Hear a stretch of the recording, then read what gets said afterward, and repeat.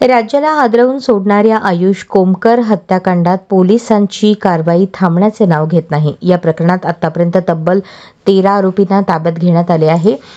आता पोलिसांची नजर आणखीन एका आंदेकरवर केंद्रित झाली आहे। माहितीप्रमाणे माजी नगरसेवक वनराज आंदेकर यांची पत्नी सोनाली आंदेकर हिचा या प्रकरणात सहभाग असल्याचा पोलिसांना संशय आहे। त्यामुळे या हत्याकांडातील आरोपींच्या यादीत सोनालीचे नावही समाविष्ट होण्याची शक्यता वर्तवली जात आहे।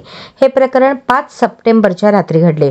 माजी नगरसेवक वनराज यांच्या खुनाचा बदला घेण्यासाठी आंदेकर टोळीने गणेश कोमकर याचा मुलगा आयुष उर्फ गोविंदा कोमकर यांचा निर्घृण खून केला।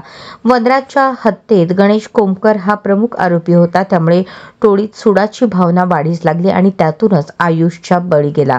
घटनेनंतर पुणे पोलिसांनी जलद गतीने हालचाल करण्यास सुरुवात केली आणि आंदेकर टोळीच्या मुसक्या आवळल्या। पोलीस सूत्रांच्या माहितीनुसार आता तपासाचा फोकस सोनालीवर आहे।